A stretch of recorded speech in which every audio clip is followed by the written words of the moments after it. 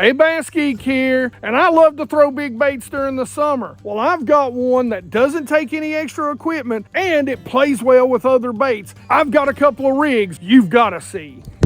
That's right, geeks. I've got a bait that we're going to talk about today, and I'm going to show you one of many that I've talked about before. And by the way, if you stay to the end, you can check out some of those videos where I do all kinds of crazy things with these, and that's what makes them so great. And you can upsize this, and here recently there's been a couple of companies, including this one, come out with some really good bigger sizes in this particular style bait. Now, what's so great about this bait, you can do everything with it. You can fish it by itself on top water, just below the water, down deep on the bottom. You can do so many different things, from using it as the main bait to a follow-up bait to a bunch of different baits. Let me show you a bait that I've been playing with for a long time and a new version of it that I'm really having fun with. What am I talking about? I'm talking about a soft plastic jerk bait. These things play from spring all the way through fall. And there's few big soft plastic jerk baits that are better than the X-Zone Whiplash Shad. So let me show you a couple things that I really like about this bait.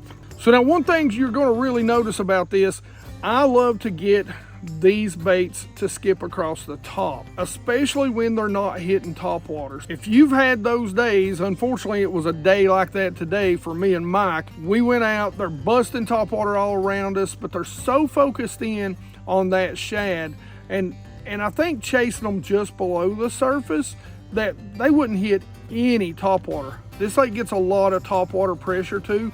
So the other thing is, I think they've seen so many topwater baits coming and going that we had to show them something different. And that's where this came into play. There's a couple of different ways I really love to rig and fish this, but some of the keys to this bait, of course, is going to be the long tail. This thing really has some great action, whether it be when it's falling and the tail twitches, or when you're reeling it and it kind of shimmies. One thing about this bait, if you want to get it to skip across the top, if you'll notice, it does have a little drop in the nose right there. So you've really got to rig this from the bottom so that it's got a nose up orientation to get it to skip across the water. Hold your rod tip up, but we'll talk about that a little more. Got an open belly, of course, like most do. So that makes it easy to disguise the hook that you're going to put in this. And a lot of times I'm using a pretty big one or a belly weight to get it to sink a little bit faster. Let me show you some of the colors I've got. So the first color that I've been showing you right here, which is a color that I'm a big fan of, this is Smoke Pearl Laminate. This is a great color in situations just like this, when the wind's starting to blow in and a little bit of rain's coming. This, of course, is a go-to. You got to have Snow White.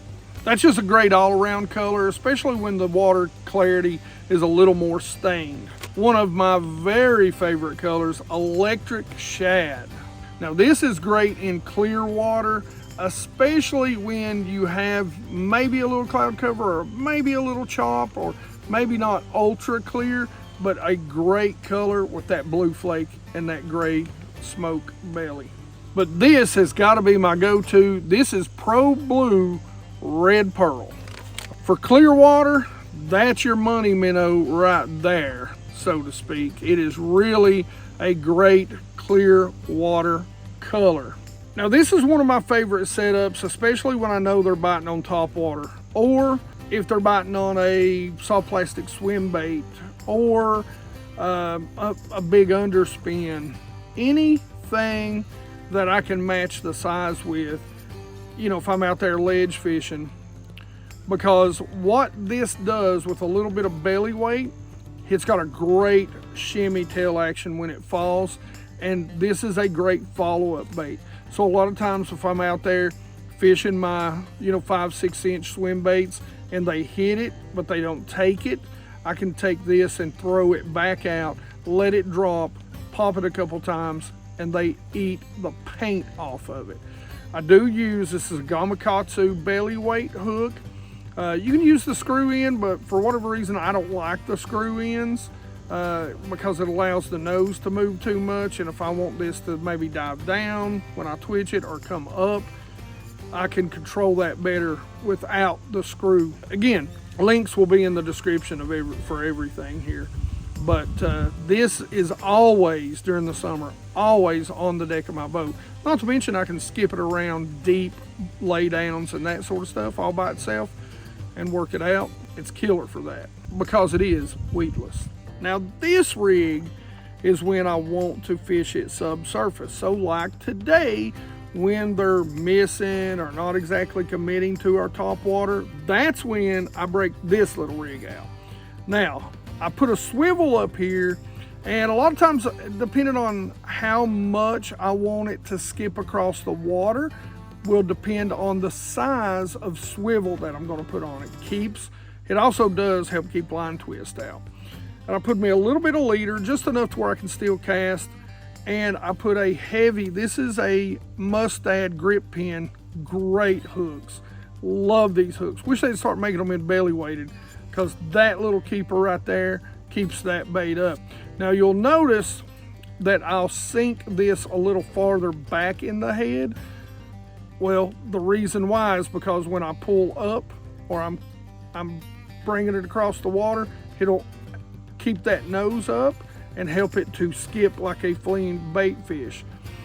Now I do, again, T-expose. You don't have to really with this. I mean, you can really run it just like that. It really doesn't matter. I always keep it a little T-exposed though. I just think it helps to kill it and have it run a little more true. But that swivel, another thing it does is provides a little bit of weight, so it gets it to sink a little bit and get it underneath that water and really dart side to side. So that's another big reason, really the biggest reason why I use the swivel. All right, geeks, again, I told you the TFO option bass rods. This is my bait casting rod. Man, look how well it matches up with that Fitzgerald VLD 10 right there. By the way, these things are casters. You should look into them. And this is a 7-foot medium heavy fast, 3/8 to 1 ounce. Of course, I've got it with K9. This has got 10-pound test, Pro 100 fluorocarbon, and like I said, this is a, I believe, 6.5 to 1 Fitzgerald VLD 10. Check them out, man. They cast great. So to fish this with the swivel, basically what you do is you make a good long cast, you let it sink just a little bit, depending on how much you want it on the surface or below the surface, rod tip up or rod tip down, and then you reel, and you twitch, and you reel, and you twitch. That's pretty much it, guys. You just work this thing as fast during the summer as you possibly can. You see how well it works. You've seen the hook set. It's a side to 45-degree hook set.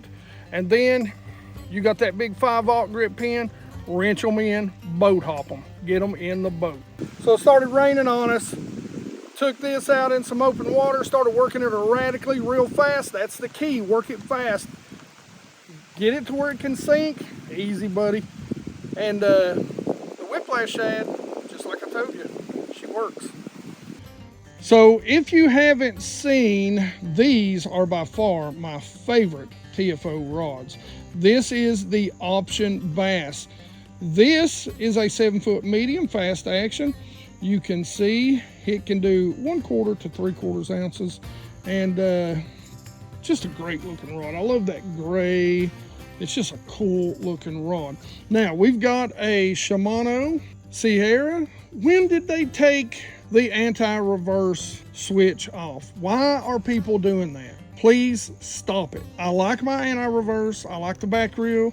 I like to be able to get my little bail in the exact right position to grab. It's super annoying to me. I do not like it. Put it back on, Shimano and every daggone body else. But anyway, again, Shimano. We've got K9 Pro 100. Now this is the yellow braid, again, 10-pound test. And then the leader is 8-pound test Pro 100 K9 fluorocarbon. Guys, try it. There's 10% off right there. So now when it comes as a follow-up bait, or on a spinning rod, you can kind of do the same thing, especially if you have it belly weighted. You can really fish it the same exact way because it's weedless, so you can fish it over laydowns, brush piles, that sort of stuff. But when I'm fishing it as a follow-up bait, this is how I fish it. So no matter if the bass are busting, you want to hit them in the head with this thing if they're busting. If they're hitting a swim bait or an underspin, or missing a top water, you want to throw just behind where you were getting the bite. So pay very close attention. You're going to let it drop like it's a dying shad. Then you're going to twitch it 2 to 3 times up. Not hard twitches, just good little upward strokes, like it's trying to swim up and dying and falling back down. Hook set, most of the time, is going to be straight up, because as it's falling, they're going to hit it, or as you're twitching, they're going to hit it. So you're going to set it straight up. Then you're going to reel down and get that tip in the water to keep them from jumping and throwing that weight. Get them in the boat. If it's a big one, you're not going to, boat hop it on spinning gear. Most time you're going to get a net, or you're going to stick them on that thumb and land them. So make sure you go big on the soft jerk baits during the summer. If you want to learn more about big soft jerk baits, check out this video right here. Questions, comments in the comment section below. You know I love to talk fishing with you. Like it if you like it. Don't forget to subscribe. Make sure you ring that bell. 100% Watch Squad. You guys rule. And as always, you geeks rock.